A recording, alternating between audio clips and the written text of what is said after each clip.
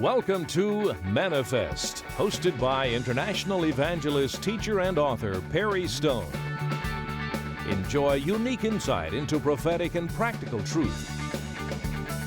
It's time to feast on fresh manna, so get ready to be blessed and encouraged. And now, here is your host and teacher, Perry Stone.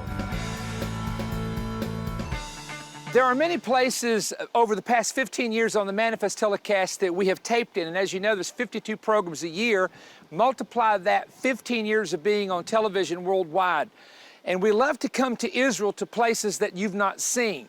Now, we have taped at a place called the Tel Dan Gate. One of the oldest gates in the entire world that's intact is right in this location. It goes back to Abraham's day. But we're at Tel Dan, the city of Dan, and this is where the high places were built. And if you know the Bible, you know that Dan was one of the 12 sons of Jacob, one of the 12 tribes, and they caused Israel to sin by building an idol.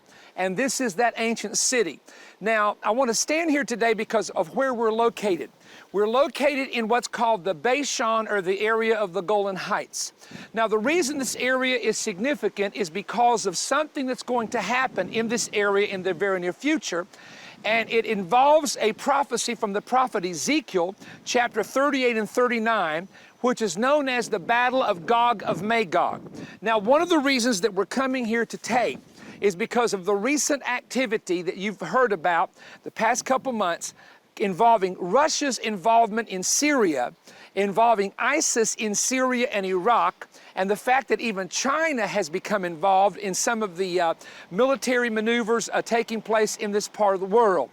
You know, it's not the things that we read in the Bible that we can preach and expect to happen, but it's the unexpected things that suddenly occur that cause these different prophetic alignments to take place. I'm going to read Ezekiel 38, 1 through 6. Now, the word of the Lord came unto me, saying, Son of man, set your face against Gog of the land of Magog, the chief prince of Rosh, Meshech, and Tubal, and prophesy against him, and say, Thus saith the Lord God, Behold, I'm against you, O Gog, the prince of Rosh, Meshech, and Tubal. I will turn you around, put hooks in your jaws, and lead you out with all your army horses and horsemen, all splendidly clothed, the great company with bucklers and shields, all of them handling swords.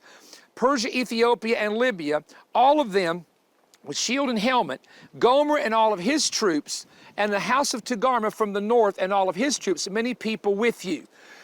The battle, which is known as the Battle of Gog of Magog, is believed by three major religions. It is accepted as a belief by the devout Jewish people who believe the Old Testament prophets. It's accepted by evangelical Christians that believe it's a battle that's not yet happened. And believe this or not, there is a teaching among Muslims concerning Gog of Magog. But their beliefs on who Gog of Magog is and how it relates to the time of the end differ a little bit. Now, among the devout Jews, if you read what they teach, and I'm talking about not all of them, but certain rabbis, rabbinical teaching, they believe that there will be a Mashiach ben Yosef, a Messiah son of Joseph, who will arise at the end of days. And then there will be a Islamic coalition of armies that will attack Israel. And this Jewish Messiah will be killed, but will have spared Israel from annihilation, and Israel will defeat her enemies. Among the Christians, it is believed that Gog of Magog is an enemy of the north that forms, again, a coalition of nations that we can now read in the Bible are Islamic nations that are enemies of Israel, and they will come on the mountains of Israel. And I'll just say this ahead of time, one of the areas they're going to come to is the area we're at now, which is called the Golan Heights. Now, the Islamic belief is a little bit different because they called in early Islam the gates of Gog of Magog was a certain area. And I wrote a note down here. They believe that that barrier that's holding back this army will be opened at the last days. In fact, later on in Islam, they considered the Turks part of the Gog of Magog battle, and they also considered the Mongols a part of the Gog of Magog battle. And so there's a lot of tradition related to this type of thing. Now, having said that, there are also what I call non-biblical sources that try to identify the concept or the belief of Gog of Magog. I'm going to give you some of these. There is a book of Jubilees and a book of Enoch, and these are not books that are placed in our Bible, but these are books that were known in the time of right before the birth of Christ, a century or two before the birth of Christ. a century or two after the birth of Christ. Some of these were noted. The book of Enoch, for example, was something that was noted among some early fathers. Now look at this. In the book of Jubilees, there's 3 references to the land of Gog of Magog, and it's the region of the land of Japheth's borders. Shem, Ham, and Japheth, one of the sons of Noah, the borders that he took over was considered to be the land of Gog of Magog. There's a book called the Book of Enoch, and it says that when God stirred up the Medes and Parthians to attack Jerusalem, that was a part of the battle of Gog of Magog. And then we find that Josephus talks about the Scythians and those riding upon horses that lived in the northern mountains. He connected them to the Gog of Magog. And then among the early fathers, they identified Gog and Magog with the Roman emperors. And in the 9th and 10th century, we're talking about AD, Gog and Magog was identified with the Turkish people called the Khazars. Now, I want to show you something here, because this is a question that comes in quite often on the Manna-Fest telecast, where people will say to me, they'll say, Perry, in the battle of Gog and Magog, do you not believe that that battle is something that's going to happen at the end of the 1,000-year reign of Christ? Now, why do they say that? Because in the book of Revelation, in chapter 20, when Satan is loosed from the 1,000 years from out of that pit, the Bible says that he goes forth to deceive the nation, and he raises up Gog of Magog and the nations. Now, this is crazy. I mean, how can you, after 1,000 years of Jesus being on earth, get a group of people who attack Jerusalem? It doesn't even make sense. And that shows you the power of the enemy. So the battle, since Gog of Magog is mentioned in the book of Revelation, some people say Ezekiel 38 and 39 is going to happen at the end of the 1,000-year reign of Christ. So how do you differ with that, Perry? How do you say that Ezekiel 38 and 39 is an end-time battle, and then over here you go into the book of Revelation and you say that battle happens at the end of the 1,000-year reign? Is there just one battle that Ezekiel saw and John saw, or are they 2 different battles? And the answer is there are 2. Now, I'm going to read something here, and this will come up on the screen. I'm going to talk about the Ezekiel War of chapter 38, and I'm going to talk about the war of Revelation 27 through 9, both who mention Gog of Magog. Watch this. The Ezekiel War is in the latter days, but the war of Revelation is at the end of the 1,000-year reign. The war of Ezekiel happens at the area called Bashan, or the Golan Heights, and a place called the Valley of the Passengers. The war of Revelation 20 happens strictly in the city of Jerusalem. The Ezekiel 38 war, the enemies of Israel are defeated supernaturally by hail and by an earthquake. The book of Revelation war, they are defeated by Christ himself. There's no supernatural element of earthquake or hail there. It's Christ himself who defeats the enemy. Then, the Ezekiel war, you see this on the screen, happens when Israel is regathered from the nations, and the end of the Millennium War happens when the saints are ruling the world. Now, this is real important. The first one is Israel's ingathering, but the latter one is when the saints are on earth ruling with Jesus from Jerusalem. The Ezekiel war involves Islamic nations. You've got Ethiopia, you've got Persia, you've got Libya, you've got Togarmah. The one that happens later in the book of Revelation, it says all nations rise up to attack Jerusalem. Again, it makes no sense. Jesus has been on earth 1,000 years, Satan has been bound, and when Satan is loosed, how can he deceive? It's not us being deceived. It's those nations of people who have survived and repopulated the earth and survived and repopulated the earth, all right? So this is the only explanation that I can give you concerning why there is a Gog of Magog in Ezekiel, which probably could happen in the next 5 to 10 years easily here in the land of Israel. And I'm not putting a date on, I'm just saying the way the alignment's happening, it could. And then there's a Gog of Magog at the end of the millennium. There's only one way to explain this, and here's how you explain it. If you look at Gog of Magog, he's called the chief prince of Meshech and Tubal. The word chief prince is a key word there because Michael is called the chief angel or the archangel of the nation of Israel, meaning he is an angelic being that protects the nation of Israel. The word prince is in the book of Daniel, where it talks about Daniel chapter 10, it mentions 2 demonic spirits, and one is called the prince of Grecia, and there's another one called the prince of the kingdom of Persia. Now, when it talks about in Daniel, Michael being the archangel and is the prince of Israel, that same word is used for prince, talking about the prince of Persia and the prince of Grecia. Now, the prince of Persia and Grecia in Daniel 10 were not human men. They are principality demons. You can't see them. They're atmospheric spirits, according to Ephesians 6, that rule over nations and providences. Now, here's what I want to tell you. And I want to go back to my notes because I want to share some things with you from my notes. Gog, G-O-G, as it's spelled in the King James translation, Gog is mentioned 9 times in Ezekiel 38 and 39. So whoever Gog is a very important person. The name is mysterious and only used 1 time in the Old Testament outside of Ezekiel. It's 1 Chronicles chapter 5 and verse 4. The sons of Shimei, his son Gog, G-O-G, same spelling, his son, Shimei, his son. So if you look at, for example, the Old Testament is written in Hebrew, with the exception of portions of Daniel and, let's see, the book of Daniel and Ezra, portions of that are written in Aramaic. But if you look at the Septuagint, and the Septuagint, if you've never heard that term, is where the Old Testament, which is in Hebrew, was translated into the Greek language.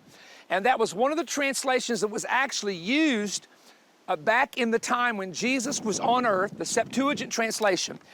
The Septuagint translates Agog, A-G-A-G. Now, there is a king in the Old Testament named Agog, but it translates his name as Gog, G-O-G.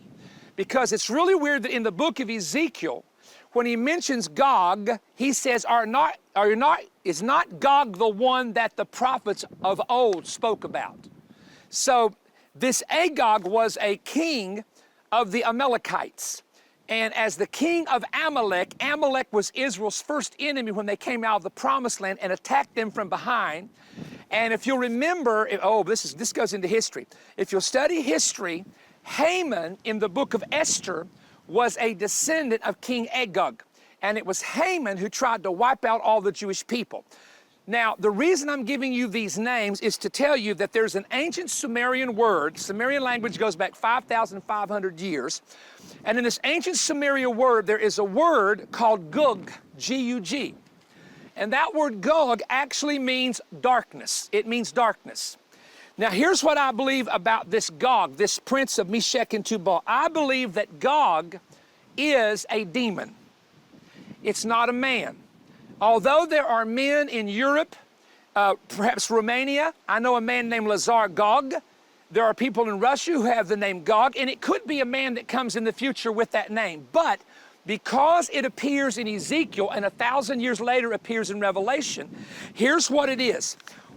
When Satan is bound for the 1,000 years in the bottomless pit, and then all the demonic powers are bound with him, that's how you can have peace on earth for the 1,000 years, because there's no demonic activity happening on earth at all.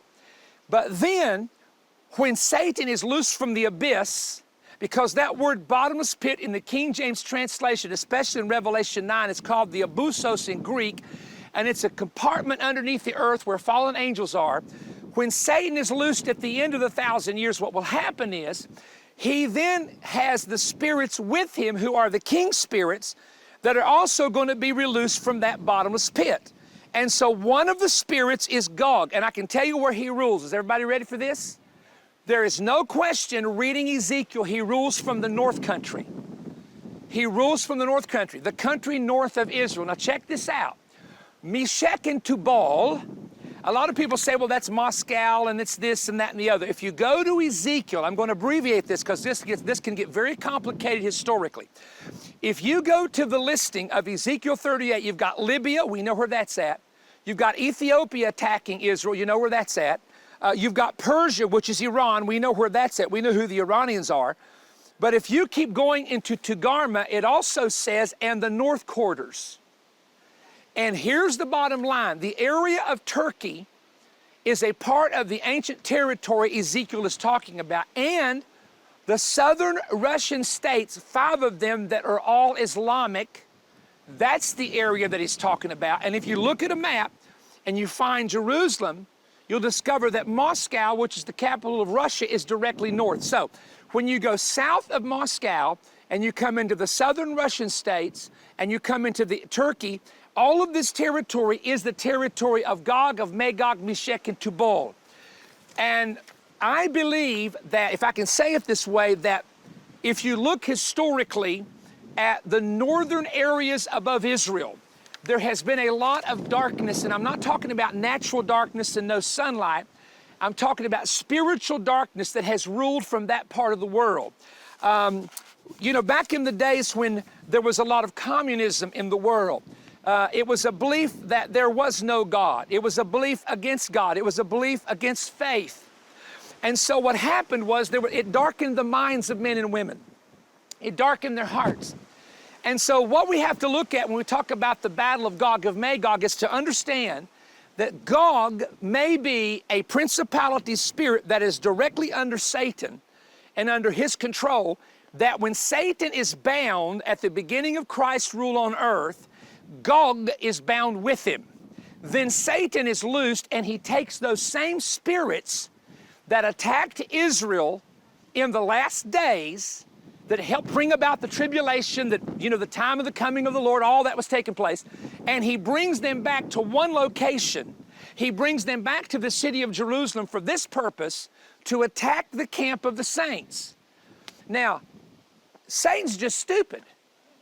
I mean, how dumb can you be? I mean, you really think that after you couldn't overthrow God in heaven, and you really think that after Jesus whipped you, and the blood of Christ defeated you, and you think that when God sends one angel and binds you for 1,000 years, you really think that after being down there in the pit for 1,000 years, you're going to come back and take everything over? Hello, somebody. How crazy can you be? And what's going to happen is God, Christ, is going to just speak from his mouth, and fire is going to come on all of those nations that try to come up against the city of Jerusalem. And then, and there's a real mystery here, and maybe, and I got a lot more to share. I was going to talk about oil being found in the Bashan. I'll have to do part 2 of this somewhere during this trip, because I didn't get to cover half of what I was going to tell you. But let me talk to you about this, because this is sort of the flow, that after Gog of Magog reappears, and that spirit reappears in Revelation 20, at the end of the 1,000-year reign of Christ, and that spirit is defeated, there's a shifting, there's a transition that happens right at the end of the 1,000 years, in which the Bible then takes you to a great white throne judgment in heaven. Now, the great white throne judgment will be all of the people who never made it into the kingdom. Let's go back. It'll be Cain, if Cain died lost, all the way through all those Old Testament people that died lost. It'll be all the New Testament era people that died lost, all the people all the way up to the rapture that died lost, all the people in the tribulation that died lost. It'll be fallen angels, because the Bible says we'll judge the angels. It'll be Satan. And what happens is there's this big white throne judgment in heaven. Now, no one here who's living, who is in the first resurrection or is caught up at the rapture, will be at that judgment, because your judgment is the bema, where God rewards people for what they did for him.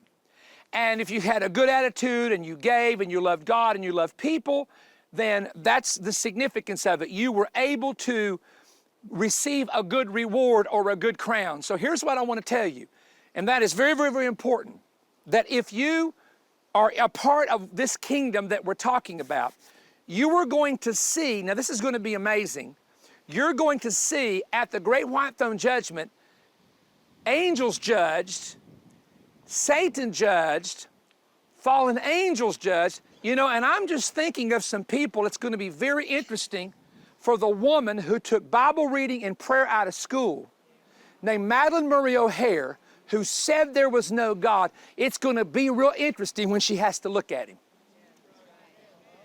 And the damage that one woman did.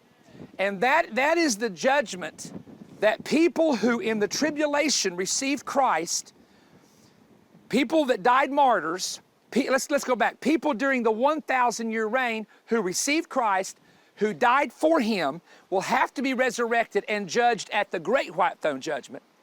And so when this is over, the Bible says then there's a new heaven and a new earth. Now, if we go back to Josephus, he talks about an ancient prophecy that Adam said the world will be destroyed one time by water and another time by fire. The water has already happened in the flood of Noah. The fire will happen according to what Peter wrote, that the earth will be renovated by fire. And at the end of the 1,000 years, God will set everything on fire and recreate a brand new heaven and a brand new earth. It really is more like a renewed heaven and a renewed earth. Then the new Jerusalem will come down from God out of heaven onto a brand new earth. And one of the misnomers that we have as Christians is we're going to spend forever in heaven. No, we're not. You're going to go to heaven for the judgment, go to heaven for the marriage supper of the Lamb, return to earth. Then all of us will go to the white throne judgment to be spectators, I guess you could say there. And then God recreates everything, and then we come back and we absolutely live on a new planet and a new earth for eternity. And that's where the new Jerusalem will be, and the Lamb will forever be among us. So it's going to end the way it began in the garden with God walking with man. Now, I'm supposed to be preaching on... I don't even know what the subject was. I got so carried away. The alignment of the Gog and Magog coalition, and I've got to continue part 2. So next week on Manna-Fest, I will bring up part 2, in which I'm going to talk about what brings Gog in, Russia's involvement in Syria, and oil discovery in Israel, and how all of this is coming together. Now, we're here with our partners. Let's give the Lord a big praise, somebody. We're here with our partners. And this is their final full day tour, and then we're going to tour tomorrow all the way up to the the water, and then we're going to send them away. And I stay for the next group coming in, but we love them, we appreciate them, and want them to know that. All of our partners, thank you for supporting our ministry. And I'll be back in a moment with a brand new offer that we're offering from this new series that's being taught here in Israel. Let's give the Lord one more hand of praise, please.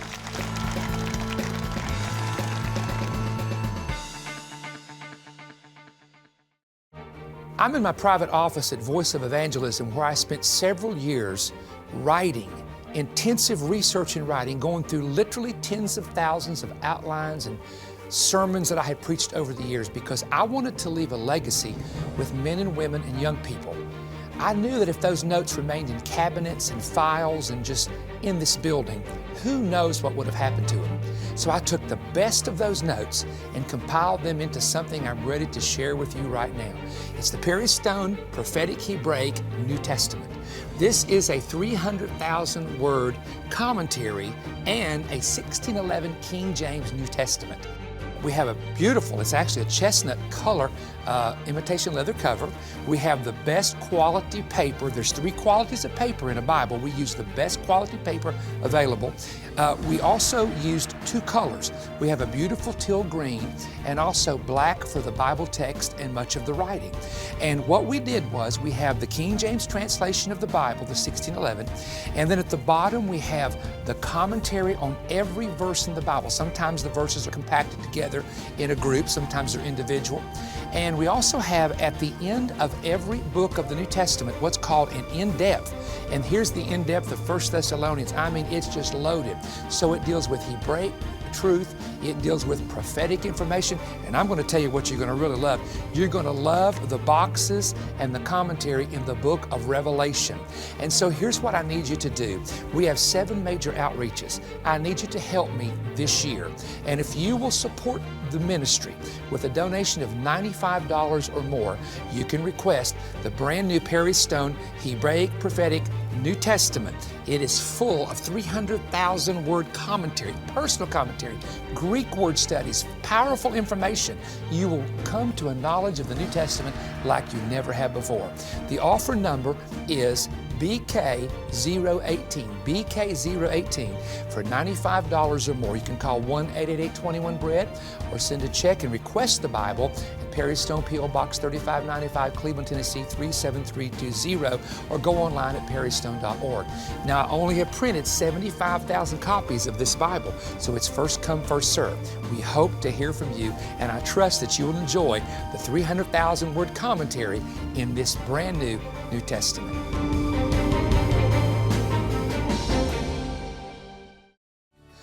Ladies and gentlemen, this week we come to the conclusion of our offer on television for the New Testament commentary, the King James Bible with the commentary of 300,000 words. Now, let me say something. This was printed in the United States of America.